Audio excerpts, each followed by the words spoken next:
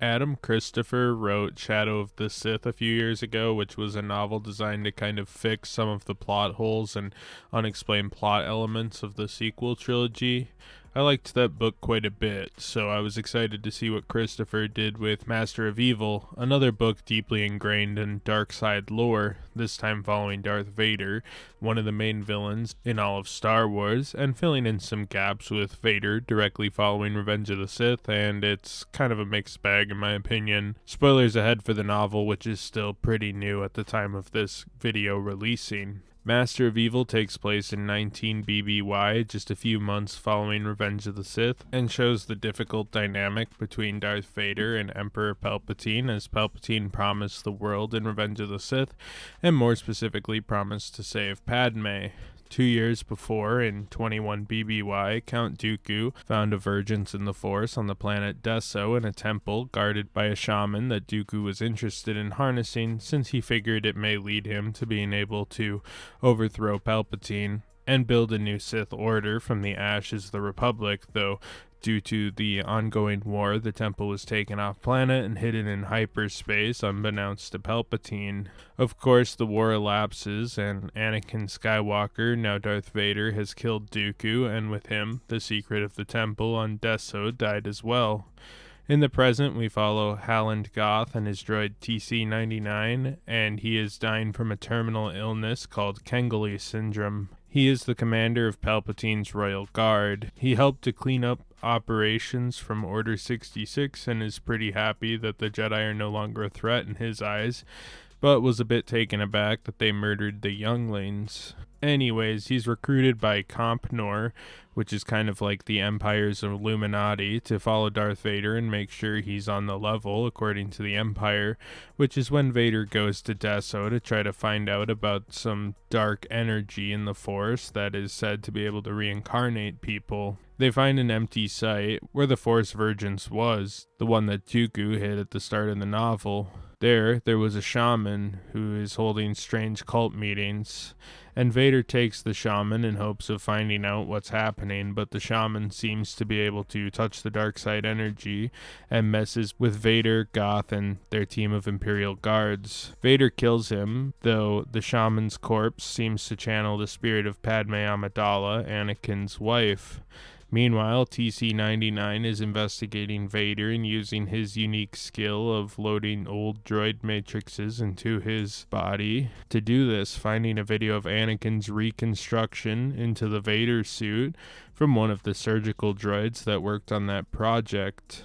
Vader and Goth report back to the Emperor, who Vader lies to, saying nothing was found on Deso, despite finding the weird Force shaman. But for some reason that Goth can't understand, he covers up for Vader and agrees to that story, despite the odd happenings that they witnessed. Eventually, Goth decides the best way to get a cure to his illness is through the Force Vergence and Darth Vader. Anyhow, the duo's next stop is at E4, which is a planet that holds Cybot Galactica, which is more or less the Imperial-approved Techno-Union replacement. You remember the Techno-Union, these guys.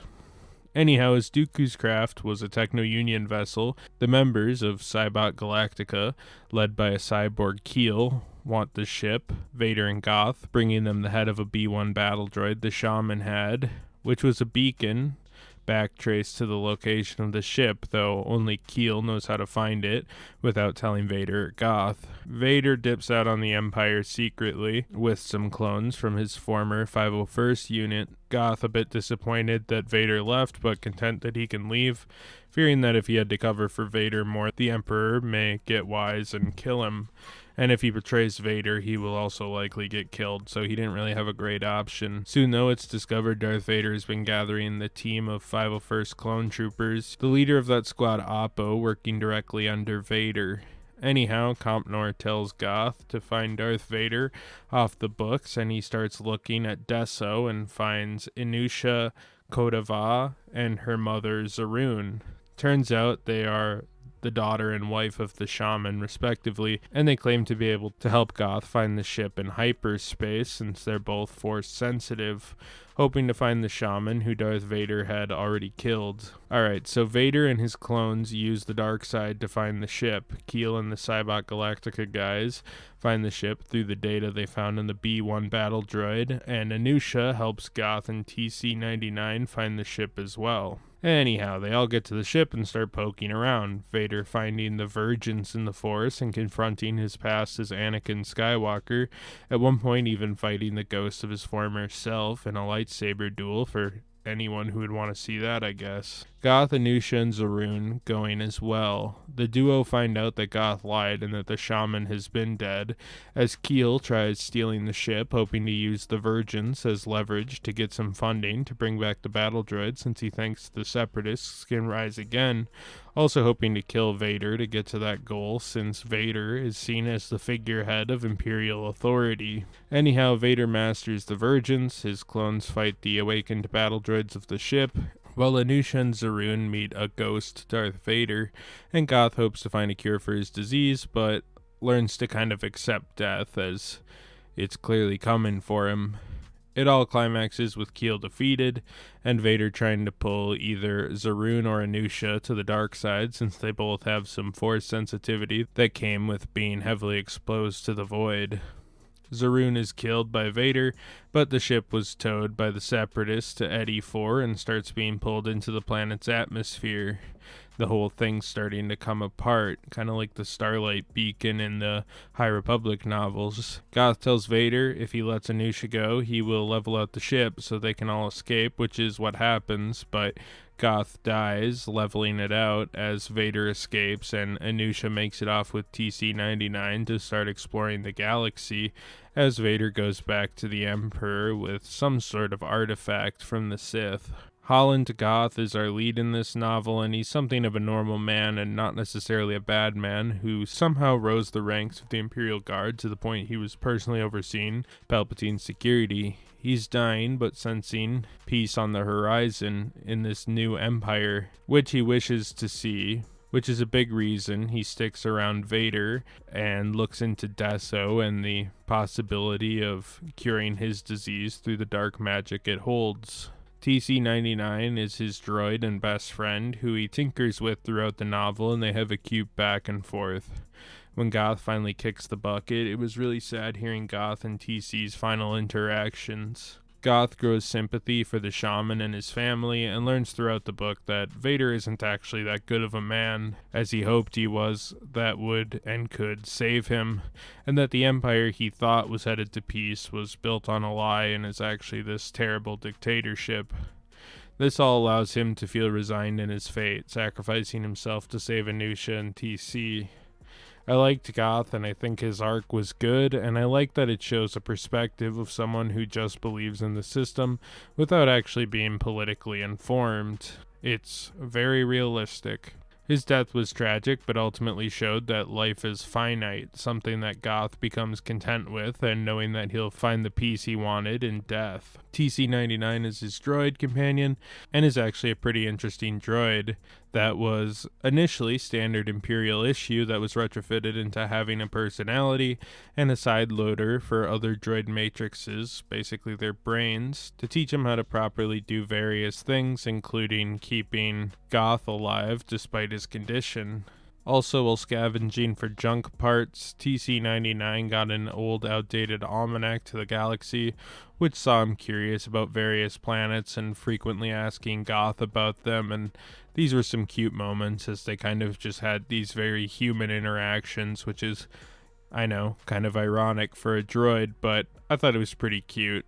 He also gained a bunch of knowledge, but at a cost, because these droids could occasionally take him over when they were side-loaded, including an old assassin droid, which is pretty violent, but was needed to help Anusha save her mother at one point, and I thought all that worked well enough. In the novels, droids usually kind of get the shaft, so I think it was cool to see Christopher Wright in this very personality-heavy TC unit, since I think droids could definitely get more exposure in the novels. He is fearless and loyal, like most droids, and I just found it so cool that he was in this book. Darth Vader is a vehicle in this novel for fan service, frankly. His main driving force is power, more specifically the power Palpatine promised him that he failed to deliver. That leads him to try to find the Virgins in the Force, which of course led to some fan service heavy moments, pulling many moments word for word from Revenge of the Sith, seeing him duel with the ghost of Anakin Skywalker, dueling Vader himself, and seeing the ghost of Padme, who he eventually stabs, leading to the metaphorical death of Anakin Skywalker and his full birth into the cold and heartless Darth Vader. It sounds cooler than it is, frankly, and while the cover totes a novel about Vader and his turmoil, he's kinda secondary and honestly kinda boring. One thing about Darth Vader specifically is that he's burned away much of his personality outwardly, in a way that doesn't work super well in a literary sense. He's just an evil monster, which is really cool in the films, TV shows, or comics, where you can do cool visual things with him, but the brief Count Dooku stuff was great, and he's the best of the film Sith when it comes to being put in novels. Maul has a similar problem to Vader in that a lot of his scenes you kind of need to see what he's doing to make him truly threatening. Count Dooku is just a weird philosophical prick, and it kind of works really well in novels, so I really liked his moments in this book. The shaman Enzor is a religious leader said to be able to conquer death, explaining why Vader wants his power so bad, hoping he can harness it to perhaps bring back Padme. Though since he lost his mind during his torturing at the hands of Count Dooku and the loss of the Force Virgins, he becomes more of a priest for the dead.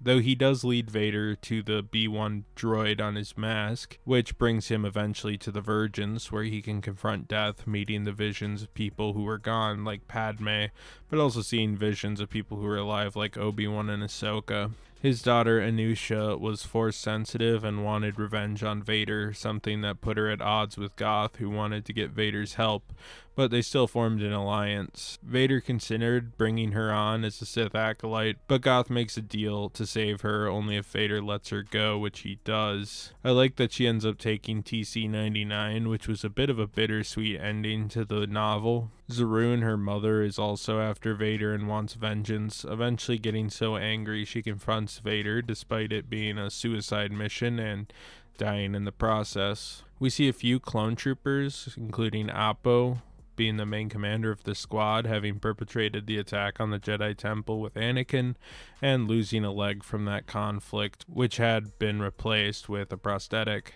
I like how he's largely unchanged from the pre-Jedi massacre, but his programming made the Jedi the villains. He still fears fear, still has morals, feels a deep connection with his comrades like Bo.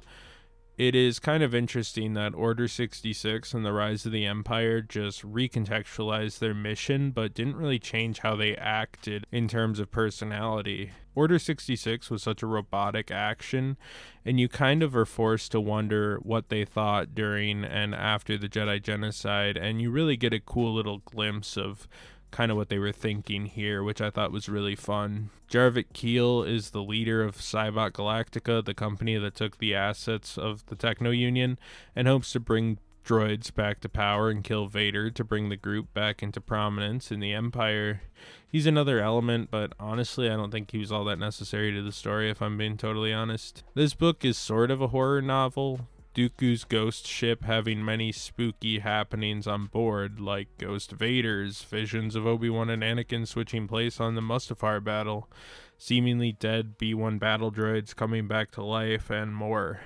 It also tries to fill in some of the Sith lore, which is inherently kind of dark. We hear lots of the carnage that's happening during the genocide of the Jedi and the horrific birth of Darth Vader. The only issue is the first half of this novel is just this huge lore dump with very few scary moments. I didn't really subscribe to it as a horror novel till they hit the ship, and when they do hit the ship, I think the book kind of pads the length a lot, and the rapid fire character moments of the first half really slow down till Vader heads into the Virgins and tries to embrace its power, but after that again, we slow down till the novel's climax. I found this so detrimental to the novel since the real meat of the story was, well, kinda boring, and I've listened to a lot of these novels, so I don't say that lightly. The first half is really solid, and the original characters and moments with Vader, Count Dooku, and the Emperor kind of doing Sith shit was really good. There was a scene where Vader makes his third lightsaber off the hilt of a fallen Jedi, Karak and Fala's green blade, bleeding the crystal, which was fun and probably the most noteworthy new lore, despite not being all that story relevant. Also, this lightsaber hasn't been in the films yet, but it's kind of cool that Vader had a different lightsaber before he built the main one that everyone knows. Some moments in the book felt a bit on the nose and pointless, like the reversal on Mustafar, where Obi-Wan is the villain rather than Anakin, and he's the one being burned up. I think the idea is like in different circumstances, Obi-Wan could have been the one that was burned, and that he could have, from a certain point of view, been seen as the evil one, which was kind of the theme of the prequels. I think a lot of people kind of misconstrued what the prequels are actually about somehow. That said, it's sort of vague. A mission of Padme also sees her recite the Darth Plagueis the Wise story. And again, like, I suppose they may have meant it to be like a taunt to Vader that he failed, and to like show that she's his primary political voice opposing Palpatine. She's the angel in his ear, so to speak, and could have been the one that was wrong. But I think I'm grasping at straws a bit here. I liked how the book was willing to jump between points of view, and I really liked Goth's story, and Vader's was fun too, if a bit hammy. That said, Keel of Cybot Galactica and his entire story was just so boring to me. I didn't care about the characters or the goals, and while it was interesting on occasion hearing of the fall of the Separatists and the Techno Union, it was still pretty snooze-worthy, especially on the ship where we had Oppo having interesting stuff going on, Vader, Goth, and Anusha, and it's like, I don't know, this just seemed like an extra thread that was totally unnecessary in the grand scheme of the story, because really not much happens. I think you could have got the ship to get stuck in a gravity well in a different way than including a whole nother plot line that just felt totally unnecessary, but whatever. Honestly, this book had all the pieces, but I didn't really care for it. Adam Christopher wrote some really good stuff for Vader. The Count Dooku stuff made me desperate for a full-length Sith-era Dooku book, something we've only seen in like compilations. We did have that Dooku novel, which is good, but on the page here, he's incredible, and Adam Christopher just wrote him so well. Not to mention Goth and TC99 were amazing, and I loved their story. I think some of the best moments of the book was getting philosophy and internal dialogue of a Palpatine loyalist confused by what is happening in the wake of the Republic's collapse into the Empire. It was so cool. The shaman and his family were cool enough, but honestly some of the stuff here was the mystic stuff in Star Wars that I don't care about that much. The ghost spirits and twisted realities and zombie ships and force gods, all that isn't really what I'm into. And I think in a way it's cousins with other ideas I don't love, like the World Between Worlds from Rebels, and it's just a lot of stuff I don't care about from the Disney and Dave Filoni era of Star Wars. I found the book a bit boring in the middle here and there, and also being described spooky stuff does nothing for me. I love horror movies, I can't get into horror novels. I like digging into characters, which is why the first half works so well. While moments shine through, the beef of the story wasn't really my cup of tea, so honestly it just really wasn't for me. All the pieces are there, and if Adam Christopher finds a Clone Wars era Dooku book to write, I would be the first in line to buy it. I think a lot of fans may love this book, but it's not for me. If you like this video and want to see more, I have a whole playlist of Star Wars content coming up right now.